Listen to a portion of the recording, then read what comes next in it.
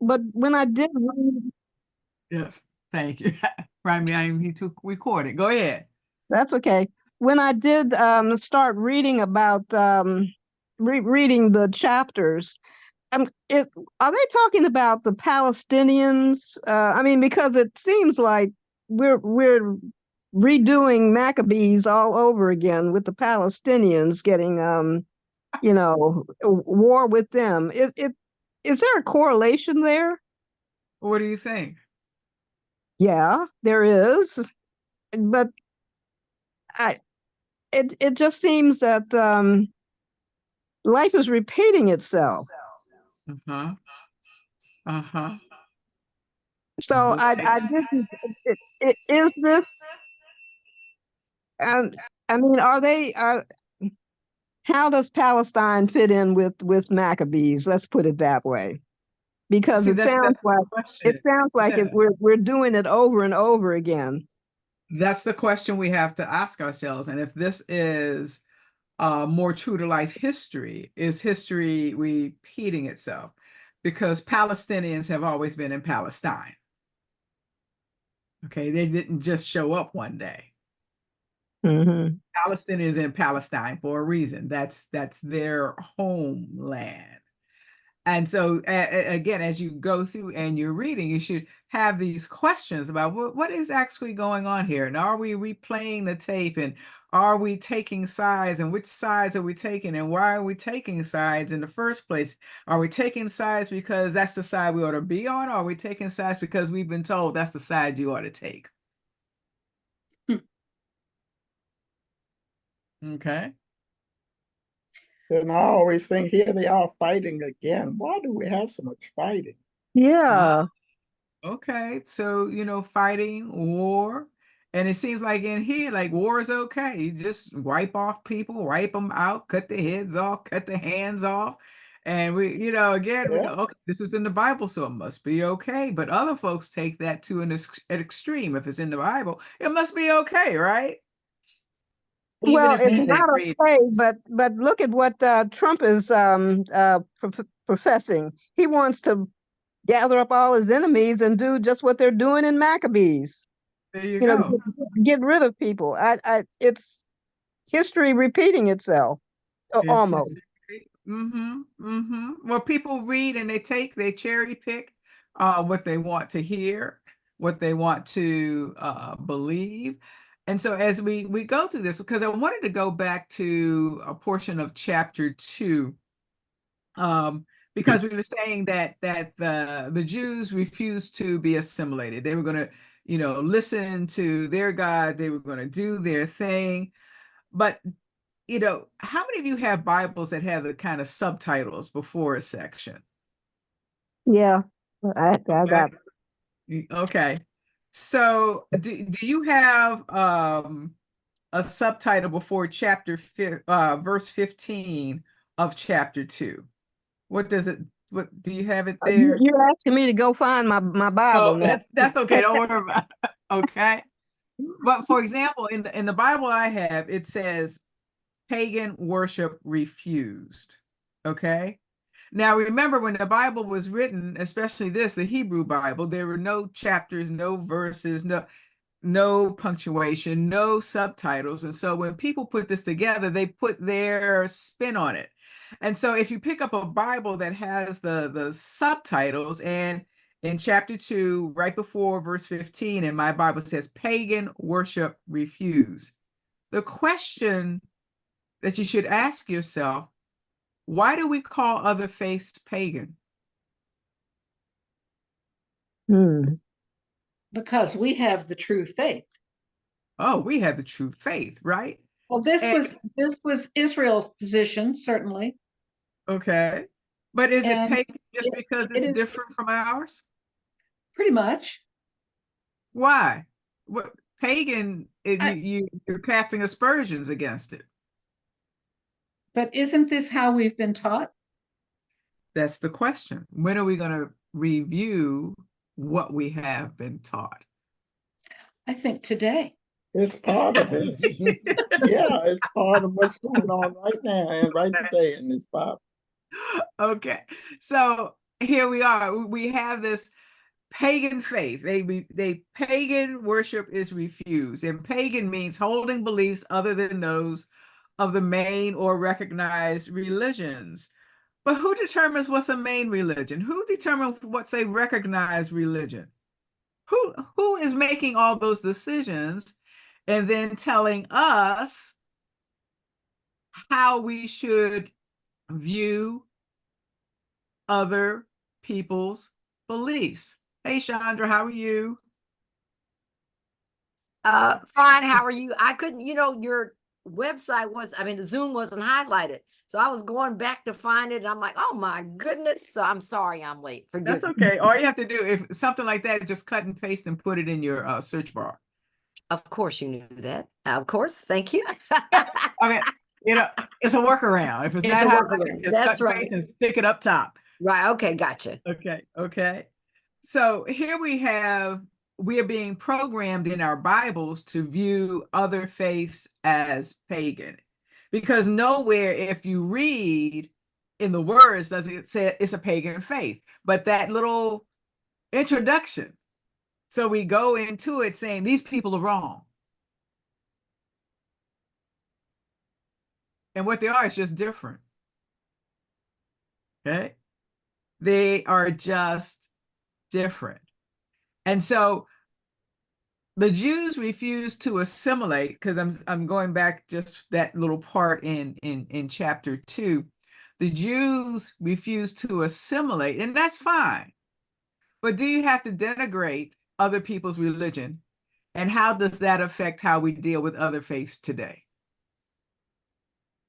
Okay? Because we all know, according to the Roman Catholic faith, y'all all heathens. Yeah, but Because we you might go, think we got the only way. They say, no, you don't, because you're not here with us. Right. yeah, but when you go start sacrificing people and eating dogs and cats and ducks and things, that doesn't seem right to me. And I think that you're I don't know that's hard to put a finger on. You and Trump. Because I'm Christian and I have never been anything otherwise. It's kind of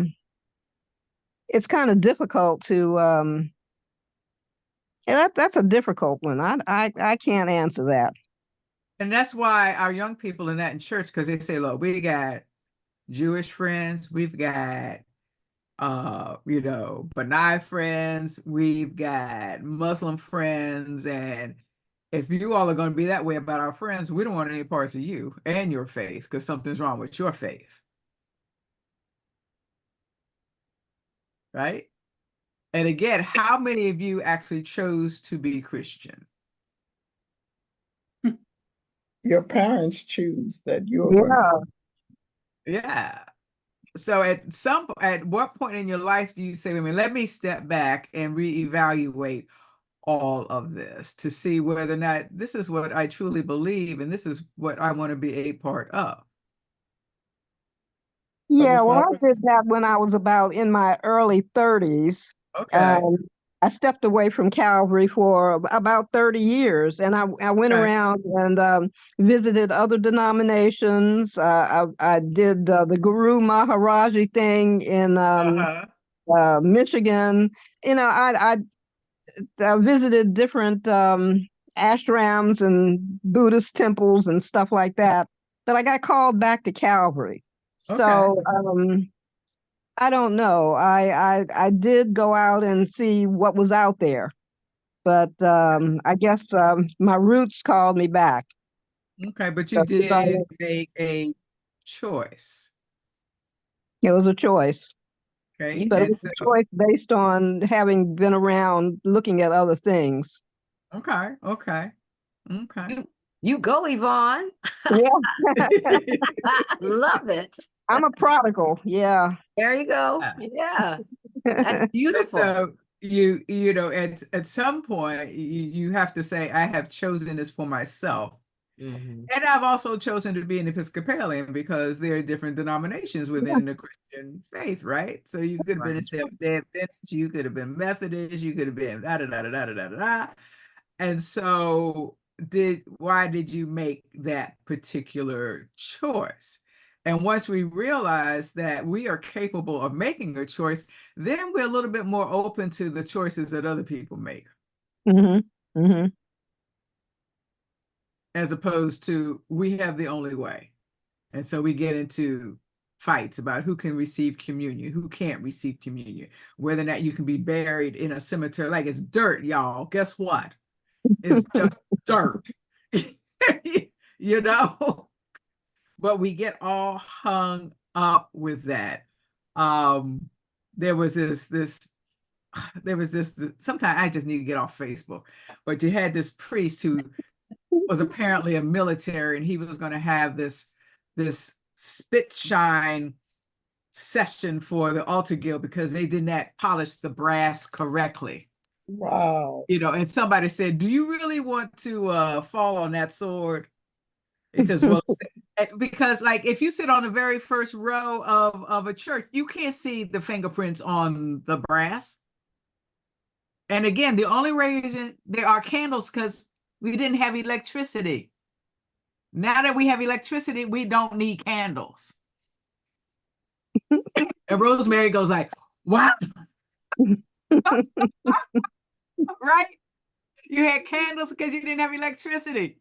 We have electricity. If there are no candles on the altar, guess what? We can still see. But you also have some altar guild members who feel that way too about the spit shine. Right. What's that got to do with Jesus? You go like, if you all sell some of those candles, maybe you can feed the homeless who are sitting on your steps. Right? And so we get all hung up on stuff that has little or nothing to do with Jesus. And so as we look at this historical account, we see that they are also called, everybody else other than the Jews are called sinners because they worship differently. What's a sinner? All of us. Yeah. Yeah, exactly. Right. And so we have to parse back at some of the words that we read. And so Mattathias has died, the baton has been passed on to Judas the hammer.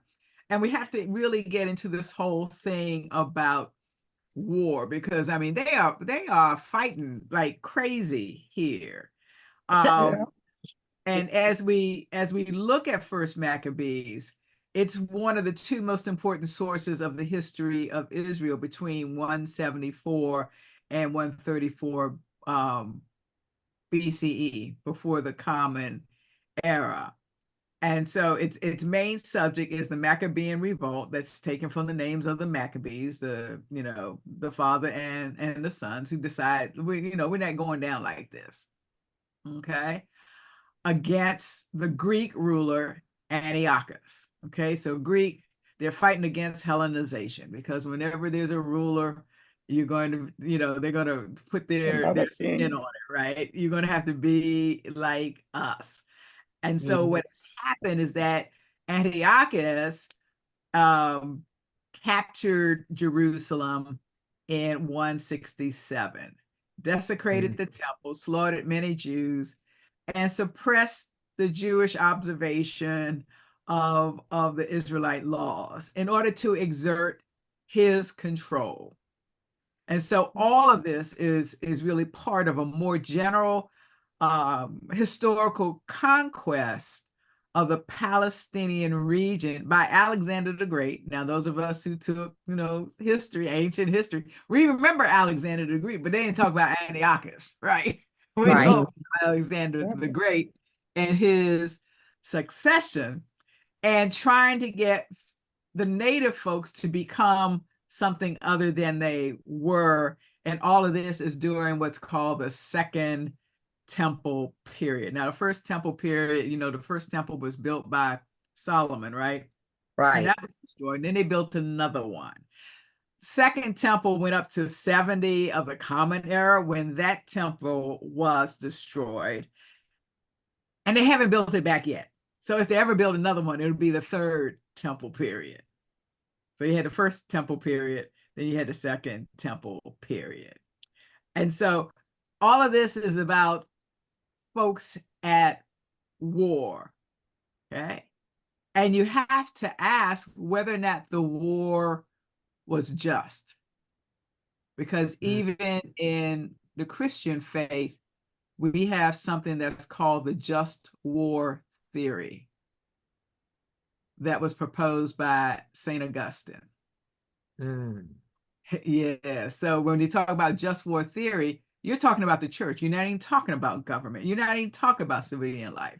You're talking about the church has determined when you can go in and have war. And there are three things that we have to consider as we are reading this under the just war theory. We have to always understand that taking human life is seriously wrong. However, the church says you have a duty to defend yourself. Okay, states have a duty to defend their citizens, although taking life is seriously wrong. And they also have a duty to defend justice, but you have to ask, whose justice are you defending? Okay. Right. Okay. And so you're supposed to only go to war when that is the last option. You try everything else before you go to war. And so here you have a country, Palestine, that's been invaded by the Greeks and is now occupied. And so according to just war theory, war may be the only way to restore justice. We've even had popes who said that defending yourself and others is a duty. And that when a war is fought to protect people, it can also be seen as reflecting Jesus's teaching, love your neighbor as you love yourself. That takes a little stretch of the imagination, at least for me. Yeah. Just a little bit. But you need a just cause in order to go to war. So as you were reading chapters 3 to 8, is this a just war? No. You're talking with Huh? whoever started it figures it was justified. Well, see that now I'm gonna have to go to the English teacher, Rosemary, because my English teacher said you can't define a word by using a word, right? Or any, right? Or any of its derivatives. So it's just and justified. No, you're gonna have to find some more words. Right. You can't It say it was started just out- because it was justified. Yeah, but it started out as a rebellion because they didn't want to do something against their uh, practices and their religious beliefs. So it started out as a rebellion, and then it turned into a war because they were successful at the rebellion, and then it just kept growing and growing and growing, and they had it ups and downs. It sounds like what's happening now. They just kept But killing. it just started out as a rebellion, As a rebellion, and then it just kind of blossomed into war. Yeah. And still going on, still going on. Still going on. And so as you're reading these chapters, what's coming out to you? And you know, you will read that, you know, well, God is on their side. Well, how do you know God was on your side? Because Kamala Harris won the debate. Period. I hear what you're saying, Gail. But you know what? The first thing I thought of when I read, because there was so much war, and Judas and his brothers he was hammering everybody. So you know Right. what came to my mind? I said, Judas was a bad. Shut your mouth. I thought about but it also, I said, oh my goodness, he doesn't care about anything but making sure that these people are not going to be idolizing all of these idols. I mean, he was tearing down the altars. I mean, he was going nuts if, they weren't believing like he did. But, some of the things that are similar that I saw in chapter 7, I'm skipping all over. When Uh-huh. the king sent Nicanor, I don't know how you say his name, he said, Yeah. who hated the Jews with orders to exterminate them. I just thought of Hitler. I said, here we go. This is right here in the Bible. Mm-hmm. Mm-hmm. He said he hated them so much that Uh-huh. had orders to exterminate them. Ah. So that resonated with me. And then Okay, when they talked so about let's hold on right there. uh-huh, Because you have mentioned Hitler, right. right? Extermination of the Jews. Was Hitler a Christian?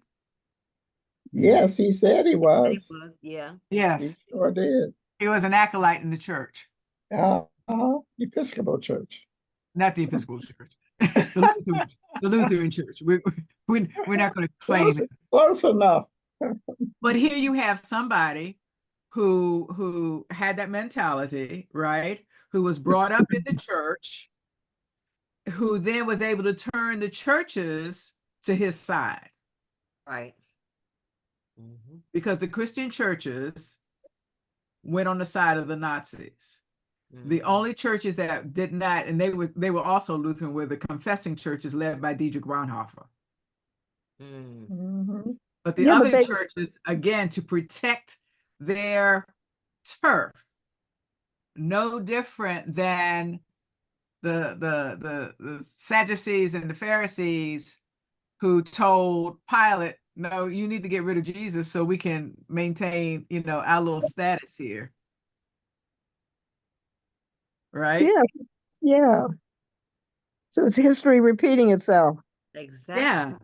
And so you get the churches on your side. So this must be right what we're doing. Oh. Especially if the churches don't speak out. Exactly.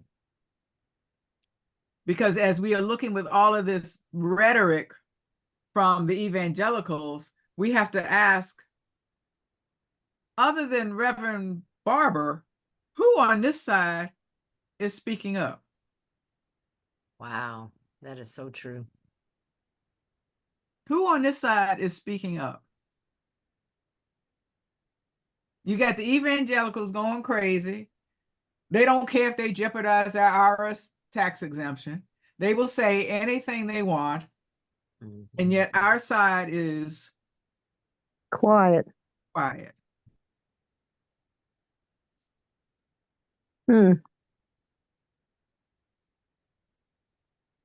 And so you can see where the evangelicals can say, hey, it's right in the Bible. I know y'all don't study this particular one for his Maccabees, but guess what? This is what it says. And you have Judas the Hammer going all over, hammering all over God's creation, just taking folks out. He was. There you go. This He is a was. good thing. They won. They won. They won. As opposed to stopping and saying, wait a minute, was this a just war? And after you had them on the run, did you have to continue to kill people? Yeah. Yeah.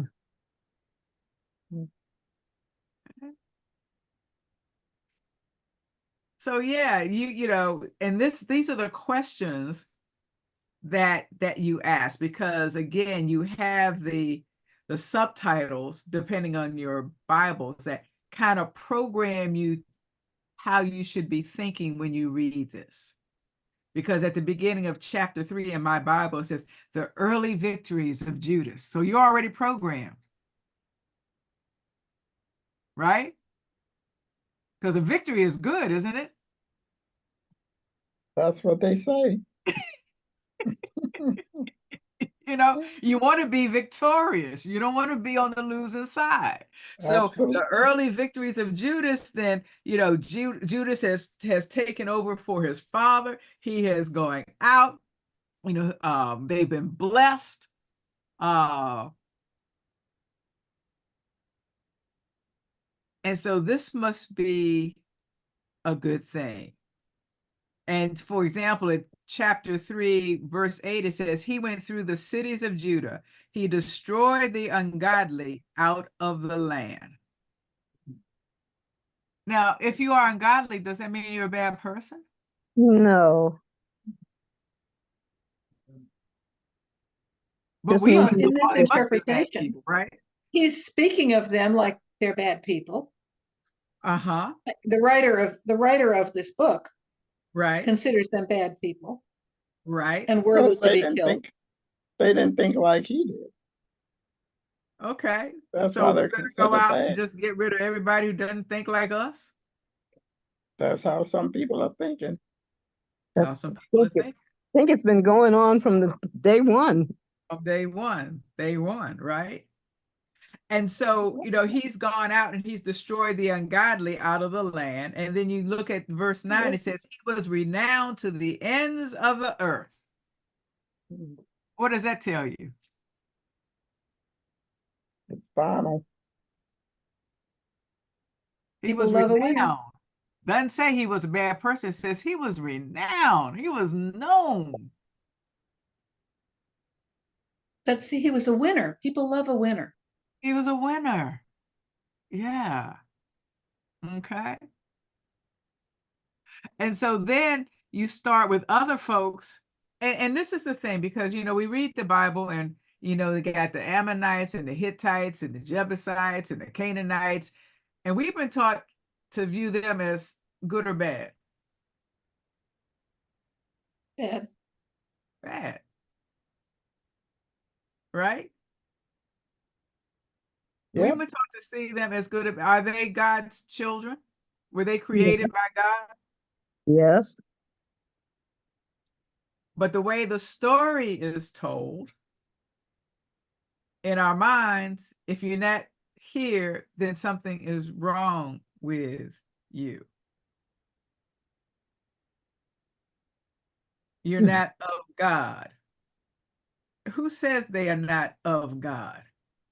Did God tell us they are not of God? Or did Israel tell us, in the words of Renita Weems, that they are not of God? It's like Sunday. Some of you heard the Syrophoenician woman, well, the Sunday before last, with Will Gaffney, At the the well. Samaritan woman, right? The Samaritan woman. Mm-hmm. Now, until we dig deeply, we don't really understand that the Samaritans and Jews were the same people. They were cousins. That they worshiped different places. And so Jesus is at the well with this woman, and they're having this little discussion.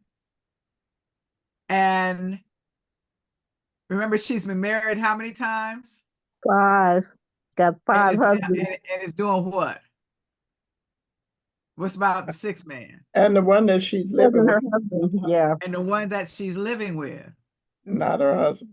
So when we hear that story preached or told, is there something wrong with her? Not necessarily. We just know. Have we been taught that something's wrong with her? Oh, yeah. Yeah. Right? We've been taught that something's wrong. She's had 5 husbands, and she's living with, those of us of a certain age, she's living in sin with the 6th one, right? Mm-hmm. But if we push back, then we have some questions about, well, maybe they all died, they were related, and so she was really passed from one to the other, because if you don't have a husband, guess what? You're not considered a full human being. Yeah. And that's what Right? happened to her. But Right? they didn't tell you that. But they don't tell you that. It's like something's wrong with her. They maybe they weren't all related. Maybe they all divorced her because all you had to say was, I divorce you, and then she's out on the street. The other thing, how many women in the Bible are barren? You don't have to really give me a number, but women in the Bible are Few. barren, right? A Yeah. few, yeah. It's not many. They were always having babies. Okay, so women, if you can't have a child, the woman is barren. Have you ever heard maybe the man is shooting blanks? Yeah, but it can't be the men according to them. It's It always got can't to be be the the woman. man. That's right. It's woman's fault. It's always the woman. It could actually be the man. Right. But you've never heard a sermon like it could be the man's fault. Mhm. So how have we been taught? And so if we go into these Bible lessons with questions and go like, wait a minute, is there another way to look at this? Because if you can't in the Bible, if you can't have children, there's something wrong with the woman, as opposed to no, it could actually be the man. But we don't want to hear that. Okay. Mhm. So here you have this war that started off as a rebellion. Okay, could have been a small rebellion, but now we're going to wage war. And the thing is, if you keep waging war, others are going to join in.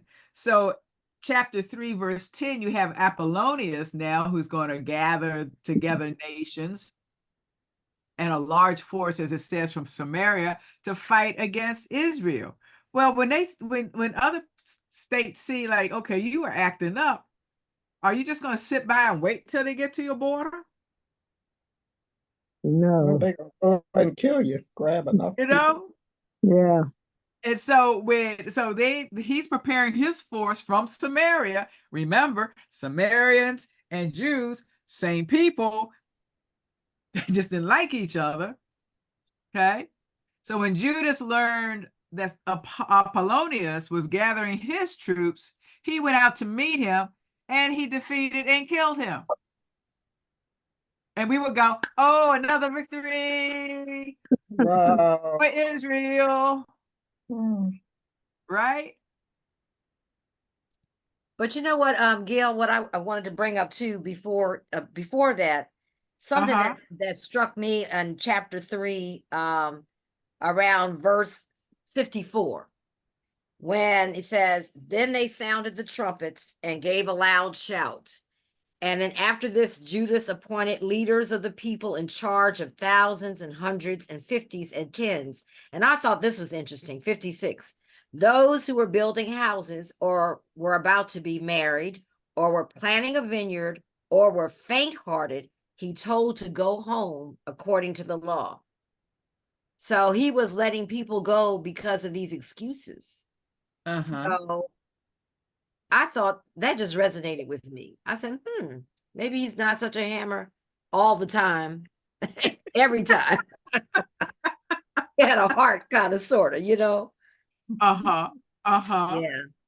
So you have that, and you have this just series of wars, so you have Apollonius, and then you have the commander of the Syrian army who says, I'm going to make a name for myself and win honor in the kingdom. But do you really expect folks to just sit around and just wait to the invaders, even if they're getting their little stuff together and tribes they're together. getting their stuff together? Okay. And so how do you see this? So there's preparations for battle, they're gathering the allies, and ultimately you have to ask, like, who is right in all of this? Right. Who's right? Who's right? Everybody involved think they're right. Everybody thinks that they are right. Yep. But then the Bible also tells us we should study war no more. So which are we going to do? Yeah, just shows you God has a sense of humor. In what way? He says these things that sound so easy and we make it complicated and, can't distinguish what actually he's talking about. You know, how do we not make war anymore when you feel you've been wronged? You know, Uh-huh. it's human nature, you know, It's human nature. Somebody's pay. got to pay, and then somebody's got to win. Yeah. Mhm. Somebody's got to win, because as we look at what's going on in Gaza, it something's wrong with that. Very Oh, wrong. Very only wrong. everything. Yeah. Something is wrong with that. Yeah, Hamas started it, but you don't have Hamas going around as children. Why do you take out every hospital? And That's schools, Who at schools? hospitals and schools, and of course, as many children as you can, as As are in ma- your way.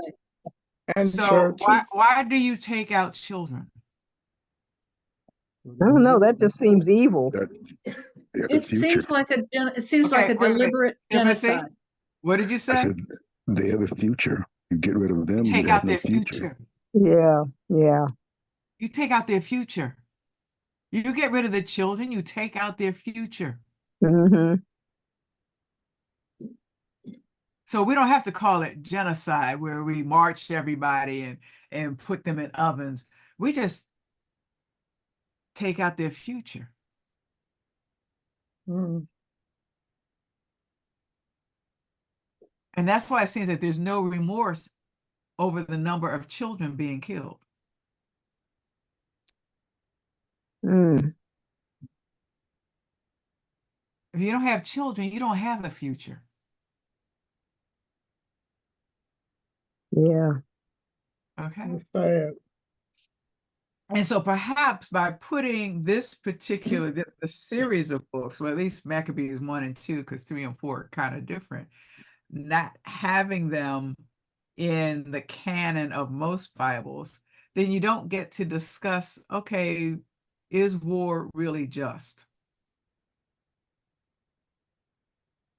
Is war really just? Because these are just a series of battles. And in chapter 3, when you get down to verse 58, and you read, and this is what happens. At verse 60, it says, "But as his will in heaven may be, so shall he do." Whose side is God on? Whose side is God on? The Inquisitions were fought under the banner of Jesus. The Crusades were fought under the banner of Jesus. God is on our side. Everybody says that. Everybody says that. You know, because I'm thinking of a book by what is his? He's a rabbi. When bad things happen to good people, and he has this whole discussion. And he says, and God just looks on with bemused confusion of how Mm. little we have learned to be human beings.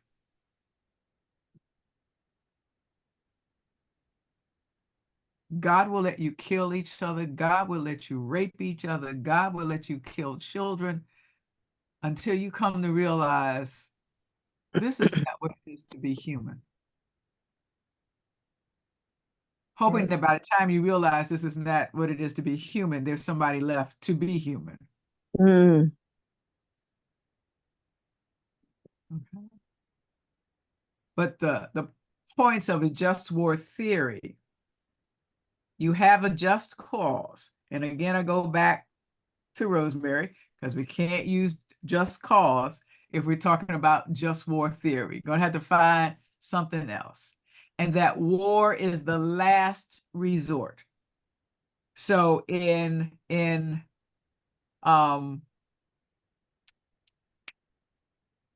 the war between Russia and The blue Ukraine. and the yellow flag. Ukraine. Ukraine. Ukraine. Thank you. Woo! Is that the last resort? Mm-mm. Is that the last resort? Somebody thinks so. Otherwise, they Well, wouldn't be fighting. how do you, it seems to me that the war in the Middle East is just, it's actually been going on a long time, and now it has escalated into the madness that's going on right now. And it's hard to find the right side of that one for me. But the Ukraine and Russia seems different to me, where the Russians invaded Ukraine. They're just fighting back, trying to keep their country. Right. Which seems like, the other choice was, yeah, we'll be part of Russia again. So I see them differently, and I don't know whether that's reasonable or not. So with Ukraine, theirs is just. Yeah. Yes. Because they're That's Russia. fighting to keep their sovereignty. Mhm. Because there's no reason, as big as Russia is, that you need Ukraine too. Oh, absolutely. They're just greedy. That's just greed. Mhm. That's just greed. Okay. And so then when you look at Palestine and Israel, the first salvos after Hamas did their thing, yes. Okay. But how long has this been going on, and where are you pushing the Palestinians to? Well, They're You pushing made them your to point. oblivion. Right. Have you made, and this country does not want to use the word genocide. Yeah. What it is. Why? it's I can't understand why.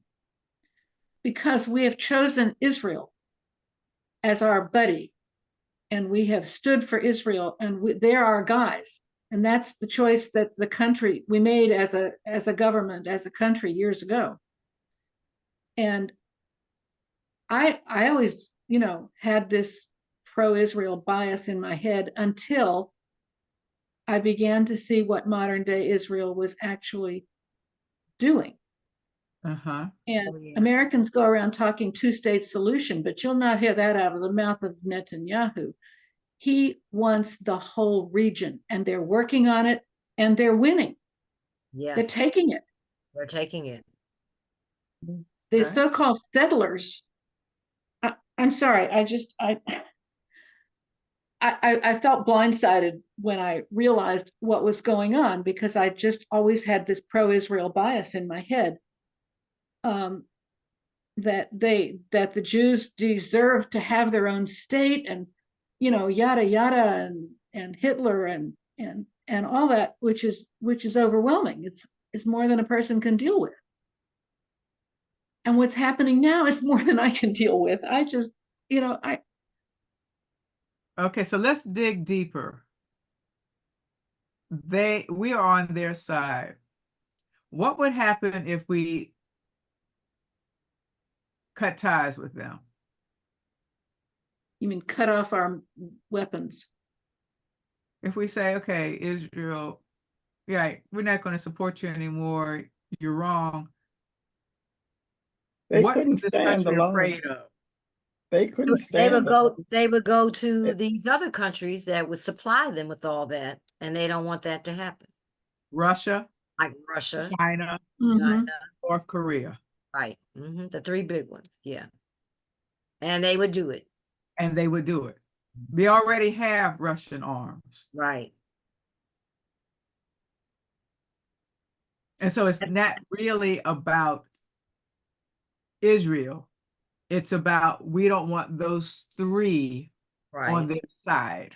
And so we will not say it's genocide and cut ties. So it's not really that they are our allies or we're their allies. This is a bribe. We are bribing you not to go to Russia, Right, China, and North Korea. yeah. At the convention this year, the General Convention, One of the resolutions they wanted to bring up, they wanted to put genocide in there, and they would not vote on it. They would not vote on that word. They did not. And that's the Episcopal Church. That's the Episcopal Church. Would that include the word genocide? Nope.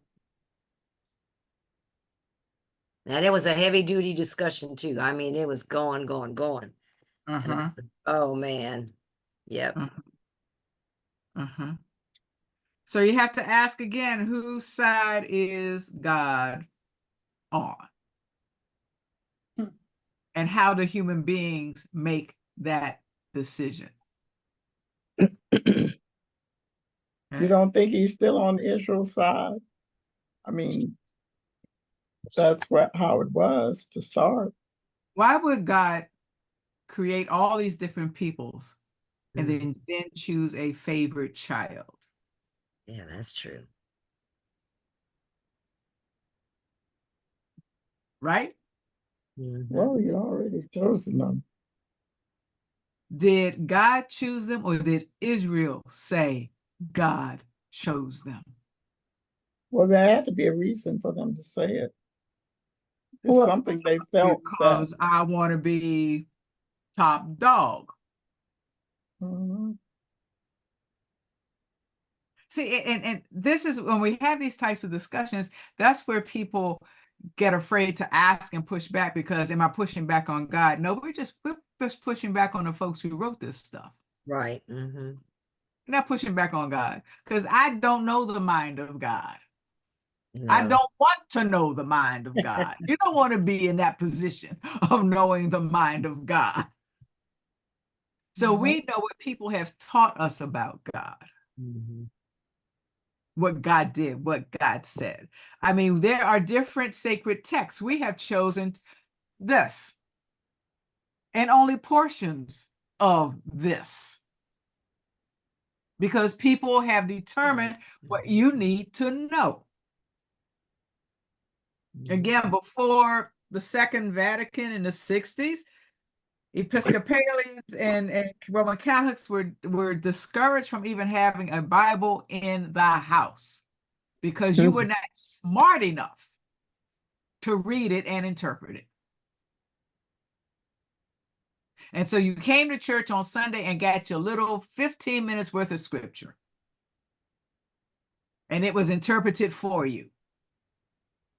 That's all you need to know. And then other folks started going to seminary and going like, wait a minute, I got questions. I got questions. I can read this. I can read this. And so as we are going through all of this, we just have this battle after battle after battle after battle. And then in chapter 4, you get to verse 36. They've done this thing, so now they're going to rededicate they're going to clean and dedicate the temple. Okay, and that's fine. You're going to recover. You're in a state of recovery now. The other folks came in, they desecrated the temple, they bombed. Now you're in a state of recovery, because that's what we do. We recover. After hurricanes, we recover. After tornadoes, we recover. Yep, we're good at that. After fires, we recover. Fire come again, we recover, we recover, we recover. Because in that recovery, there is a sense of healing. Because sometimes we ask, every year, your house burn up. Why don't you go find someplace else to live, right? Every year, your house slide down the hill. But there's a sense of healing. We are looking from the outside going like, ain't no way I'm going to keep doing that. Well, for some people, that's a sense of healing, that you recover. You know, churches burn down, and what do? They build another one on the same spot. And there's plenty of help. Plenty of help. Or we have churches that, there was a story, this church only had 3 people.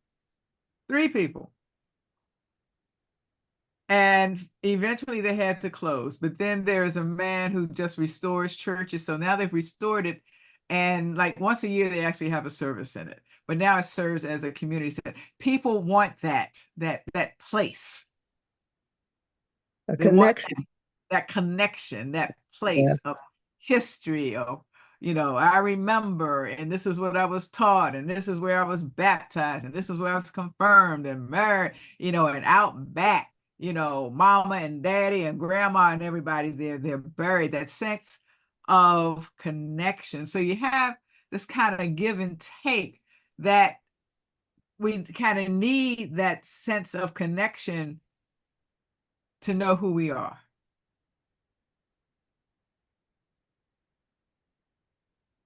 Because if you just look around our diocese, there are any number of churches that should probably be closed. But they're not closed because, like, where will I go? What will I do?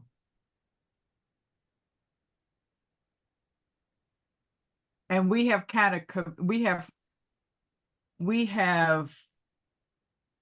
the church has that sense of dependency on a building, on the stuff in a building, as opposed to Jesus traveled all over and folks just got in line and followed. But we want Jesus to be where we want Jesus. And so people want God to be where they want God, as opposed to God, saying, I'm everywhere. And so you just continue with First Maccabees, all these wars with the neighboring peoples. Just war after war after war after war after war after war. Right? To do what? Conquer. To conquer. To conquer and to get back at those who wanted to conquer us. Right. And throughout here, at least in 4 places, people are saying we're going to do this to make a name for ourselves. We're going to do this to make a name for ourselves. And one of the places is in chapter 5, verse 57. And so it says, so they said, let us also make a name for ourselves. Let us go and make war on the nations around us. So we were minding our own business, but everybody else is fighting. So, they're getting pressed and they're getting placed. So, let us take up arms and we can make a name for ourselves too. As opposed to you minding your own business, why can't you stay out of it? We want to reap some rewards too, just like others. We want rewards, right? Because there's also plundering, and a couple of times the hammer said, oh, don't plunder, don't take stuff. And then the next chapter says, take it all. Yeah, there you go. Right? Take it all. Take all the gold, take all the silver, take all this. So it's also this sense of, we're going to take what you have. Not only going to take your land, take your life, we're going to take your stuff. That's right. When they get into that stuff, that's when people really get angry. They really get hit. Some of them will try to fight back. Yep.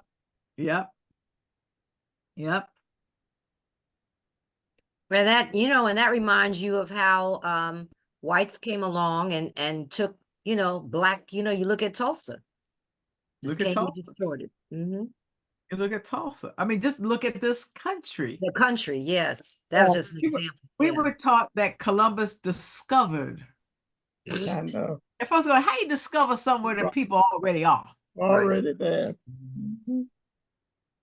Yeah. And you're gonna take over. And you want people to be like you. And at some point, folks said, no, we really like who we are.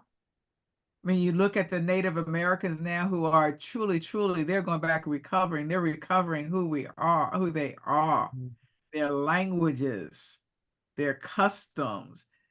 Trying to think of where it is. We will have a Native American diocese with their own bishop. Oh, right. Yes. Right. They said, we want our own bishop. You all have been Is that sending us your bishops, Mhm. but we want our own. We want our own indigenous bishop because that's the only person who can really understand us. And so Is it's that going to be a missionary district. right? Is that California? No. No, I don't think. I think it's one of the Dakotas. Oh yeah, maybe so. Yeah. Yeah, yeah. But they're saying you don't understand because when we start doing our things in the Eucharist, you all go, oh, you know, that's not proper. You can't do that. And they're saying, no, we need to have a Eucharist that celebrates us and our customs. We can still be Episcopalian because we kind of like what you're supposed to be about, but we're going to be ourselves. Oh, that sounds beautiful. I want to go there. Yeah, You yeah. won't like it, you'll come back. Yeah. Oh,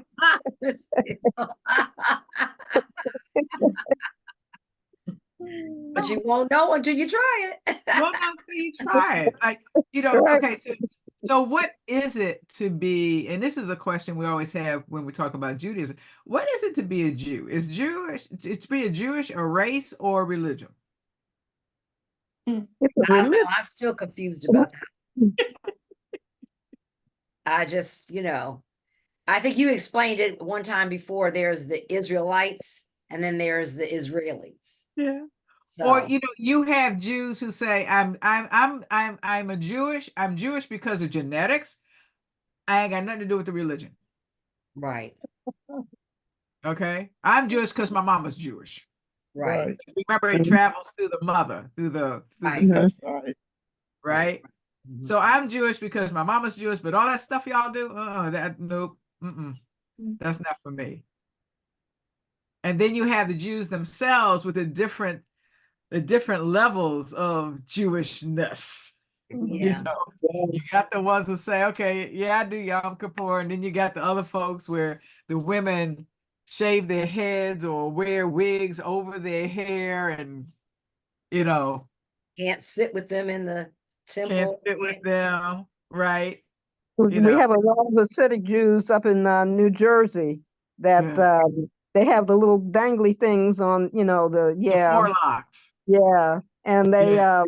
they walk in family units, and they basically dress alike, and it's Mhm. quite interesting. My son lives next door to one, so they're very friendly but different. Mhm. Mhm. Mhm. So all of that should come to mind as we read, like, what is the purpose of this? And so as you get to like chapter 6, you're getting to the last days of Antiochus, because all of this was between Alexander the Great and Antiochus, the Greeks. Now we revere the Greeks, don't we? Does Western civilization revere the Yeah. Greeks? They do. Pretty much. Mhm. Yeah. And if you don't think we revere the Greeks, go look at all our government buildings, Mhm. What's Mhm. a big statue?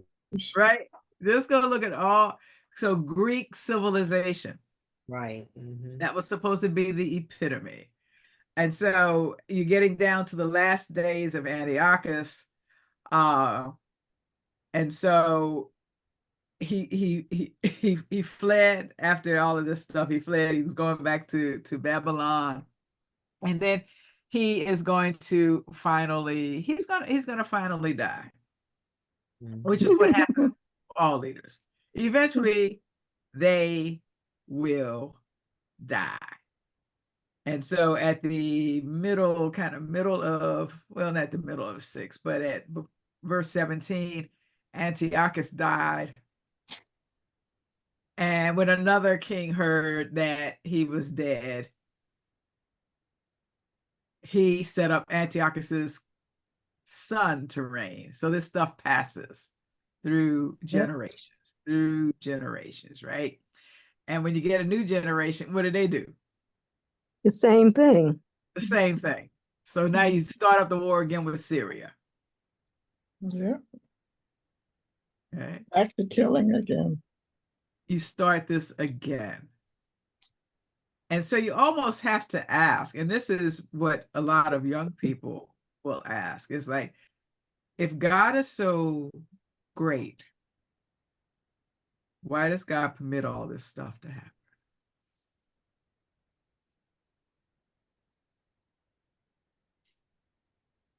Like, when are you going to come in, God, to do something?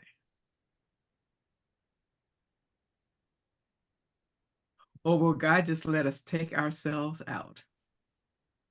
Well, he gave us the free will, so I guess he's looking to see what we'll do with this free will, and we're taking ourselves out, basically. But not everyone, not everyone.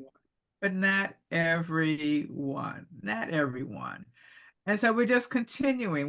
We continue through 7, through 6 and 7 with more wars. Chandra brought up Nicanor, who just said, hey, we just hate and detest Israel, so we're gonna take them all out. Mhm. Okay. Then they threatened the temple again. Mhm. Okay. Because under Judas, they restored it. No, you all like that place so much, we're just going to take it out again. Mhm. They always build it back up. They were And- still doing some building when I was over there too, as a temple. You Mhm. know, all kinds of construction, steps and Yeah. everything. I'm like, oh my Uh-huh. goodness. Yeah. Uh-huh. Uh-huh. Uh-huh. But then Nicanor, as you get down to the last part of chapter 7, he's been taken out too. He's gonna be taken out too. Mhm. Oh, they all Right. go. Yep. The Judas only didn't thing play. about war is that it's death. Somebody's gonna die. Yep. Yep, that's true. But You then never there's have a war some. where you start the war and everybody goes home happy. Mhm. That never happened in ever. No, that's Because just everybody has a son. All these kings have sons. And if they Mhm. die, it doesn't make any difference. They got a son to come right on in. Sit at that's It's sit gonna there. keep on. Just keep on, Mhm. right? And so at the end of chapter 7, after we've gone through these wars and wars and wars and wars, at verse 47, it says, Then the Jews seized the spoils and plunder. They cut off Nicanor's head I know. Oof. and the Yeah, right hand that he had so arrogantly stretched out, and brought them and displayed them just outside Jerusalem. He's dead. Why are you going to do that? as an example. As To an example. see what we did. And we'll do that to anybody else. Just come in here. Try As to an take example. over. No different than the bodies that were left up on the crosses, lining Yeah. the roads. Yeah. Or on being lynched in the trees. Lynched in the trees. We're going to make an example. Okay? We're going to show you what we will do to you. It's not enough to kill you.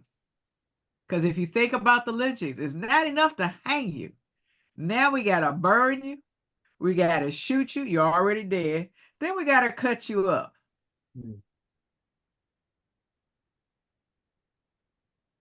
What is the purpose of that? It's really showing how depraved we can actually be. Mhm. Yeah, how evil. How The evil. leaving of the bodies hanging in the trees apparently was done to terrify everybody else in the Right. Black community.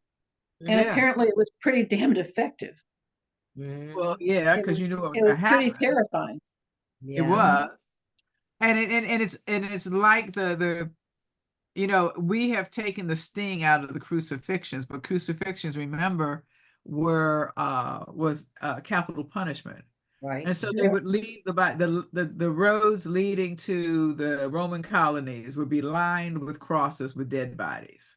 And if you were entering that particular town, city, you would have to come through just rows and rows of dead bodies. The Renaissance has taken all that and converted it to 3 crosses. And we think there's only 3 crosses. No, there were crosses all over the place to let you know, don't mess with us, because this is what will happen to you. And so we've taken the sting out of the crucifixion, because we don't talk about the thousands of bodies that were left on crosses to rot. Mhm. You know, we hear about, Joseph of Arimathea coming to get Jesus' body and bury. The other bodies were left to rot. Mm. Just It like the must living be bodies pretty were left smelly to all rot. up there. And so the more we know about how depraved people can be, the more we can question, okay, you have killed the folks. So now you're going to cut off his head and his hand. Why? That's a good question. I always ask that of myself when I But read that. back in the Bible, they for some reason they like doing that, because remember they took John the Baptist's head and put it on a platter. There you go. That was just You just couldn't kill him. She said, I want his head. right on the platter. Kill? Yeah. Set an example. So we make an example. And so even here it says that when they cut off his head and his hand, displayed them just outside Jerusalem. Mhm. And in the very next verse, it says, the people rejoiced greatly and celebrated that day as a day of great gladness. Mhm. They decreed that this day should be celebrated each year on the 13th day of Adar. So the land of Judah had rest for a few days. So we're going to celebrate the killing of this person, the cutting off his head, the cutting off his hand, and displaying it. We're going to celebrate this. So gruesome. Okay. And most of us would read this and go like, okay, well, they just kind of celebrated it. Well, they've cut off John the Baptist's head, and I'm sure they've cut off some other arms. And we are not offended by what we read. Is that because we don't really believe in demons? No, I think we've been taught if it's in the Bible, there's a purpose for it. And so we don't get offended by some of the horrific things we read. I definitely wouldn't cut off anybody's head or hand and display it. I think that would make me sick for days. Well, You even just have somebody else to do it for you. there you No, go. Even Judas said, this is the will of God, right? What they were no. doing was the will of God. So we're going to celebrate. We're going to celebrate this. And then when you get to chapter 8, you actually have the my subtitle says a eulogy for the Romans. Remember, the Romans are the Hellenists. They're also part of the Hellenists. It says, now Judas heard of the fame of the Romans, that they were very strong and were well disposed toward all who made an alliance with them, that they pledged friendship to those who came to them, and that they were very strong. So he had been told about their wars and the brave deeds, and that remember, the Romans are going around killing folks too. They're going around fighting, right? So he's heard about them. He's heard about how they have crushed folks, and how the Romans took captive the wives and children, how they plundered them, how they conquered the land and tore down the strongholds of the people, and they enslaved folks. Okay. So what happens after he's heard all of this? He gets angry. Well, look at verse 17. He sent his nephews to establish a friendship with Rome. Yes. Yes. Because they saw that the kingdom of the Greeks were enslaving Israel completely. Uh-huh. Mhm. Uh-huh. And so they made a trip Mhm. and they went into the Senate chamber, House of Representatives, the Senate, Mhm. right?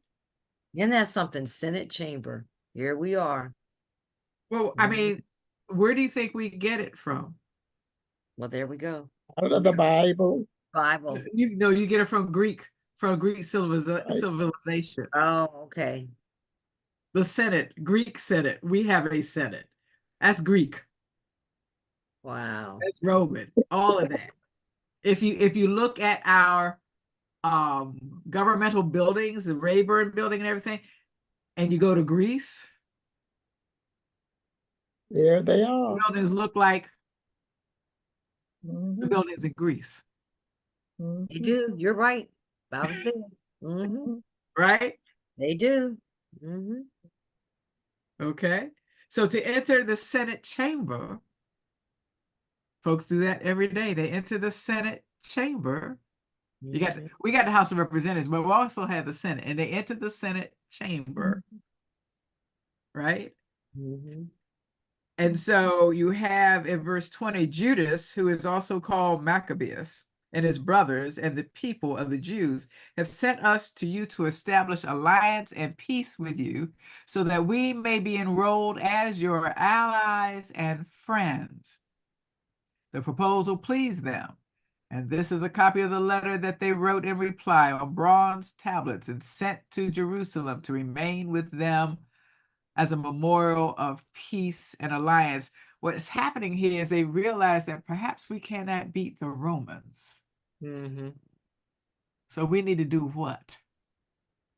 Make peace with them. You know what? And that what you know what that reminded me of? That reminded me of NATO and getting your allies together. And I said, okay. I mean, I was just trying to bring it all up to. I said, we're still doing this today. We're still doing it. We're still doing And it. I'm like, and it's right here in the Bible. It's like That's where they got it from. I know, but it's just amazing how it really does happen, you know. Yeah. And you don't know it until you read it. Until you read it, right? I've read this, you know, I've read the Bible before and took notes on it. But when I'm rereading it now, the different books that we're reading, it's like, I must have missed that part because it's just this war just really came alive. Because I mean, he was just going to town. And then as I was saying, I said, oh, that sounds like NATO. You know, he's trying to make an alliance with them so they won't get beat. So they won't get You know? beat, Mhm. right? We realize that there's someone we can't conquer, so we need to Need to go be to their friend. them, right? And be their friend. Right. Get them on our side so that they can Right. protect us, especially if all the folks we have already beat decide they're going to come back, Exactly. Yeah. Stronger. You need right? those folks. And so in verse 23, it says, may all go well with the Romans and with the nation of the Jews at sea and on land forever. That's a song. That's one of our songs in our hymnal. On the sea, on the land, you know, we sing it usually during patriotic times. And I'm like, there's that. Mhm.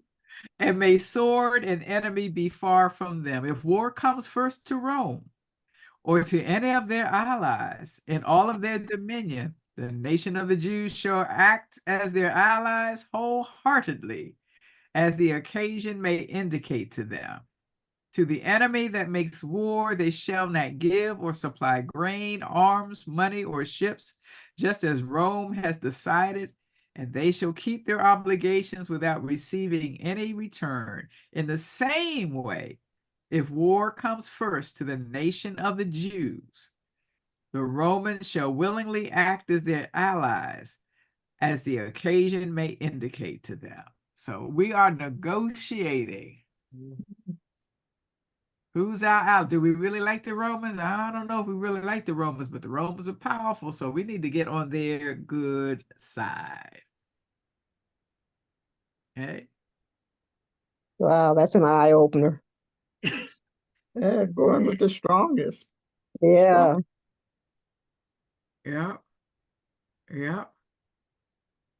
And so all of this, we can see it playing out today. We can see it playing out in the past. I've always said we don't really have allies. We just have folks we bribe to be on our side. So they won't go to the other side. Other side, that's right. Right. And so all of this, and this is just the up to chapter 8 of First Maccabees. We got the rest. We're going to do 9 till the end, and then there's Second Maccabees, but it's continuing. It's continuing the war and the end of war, and then other folks pick up. You know, somebody lays down their arms, somebody else comes along and starts warring. And somehow all of these people have a God somewhere. But apparently they're not listening. Mm-hmm. They're not listening. Okay. Because you have the rest of Mattathias' sons after Judas, goes on. You got the rest of them who just take up arms and keep going, keep going. Okay. And when that king dies, you just get the sons and It just keeps out. And see what folks don't realize, and this has to do with this whole issue of where this country wants to go in terms of being a democracy. Democracies are young and fairly new. If you look around the world, majority of the countries are ruled either by monarchs or tyrants. You have very few democracies in the world. And monarchs can be just as tyrannical as a tyrant. And so the world is used to monarchs and tyrants. And so when you have a democracy that says we're going to be ruled by the people, they're going like, oh no, no, not the people. Because the people don't know what to do. I mean, that was one of the problems with this country, is that the founding fathers said the folks are too stupid to vote, to have a say in the role of government. And so it's taken all this time before we get to somebody who says, okay, well, I can be your tyrant for you. I can be your dictator. Okay. So when we read this and push back and ask questions, it's not all this happy clappy is in the Bible. Even as some of the books we read are not in canon that we use. It's not all happy clappy. We can see what's going on, and it should give us some insight into what we need to do in order to have a society where we want to live and where we want to bring up future generations. Because it's easy to go to war. All you need is one fool. That's all you need. All you need is one fool, and all of a sudden you're going like, what happened? I was minding my own business. And now I hear sirens. I hear air raid sirens. And so it's here, and again, the Maccabees is history. It's history. And how do we know? Because the historian Josephus kept notes. good ones. He was a historian. He was not Christian. He was historian of antiquity, and so we have his papyrus, right?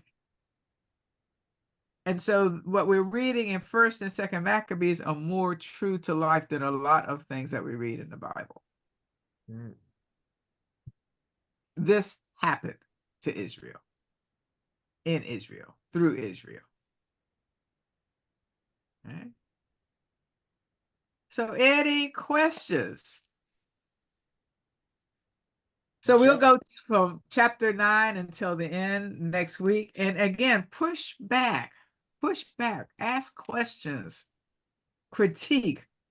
They're like, I don't like this. Why are you all doing this? I've been doing a lot of that. Well, it makes it more exciting to just kind of read and go like, okay, fine. Okay. Any further questions before we?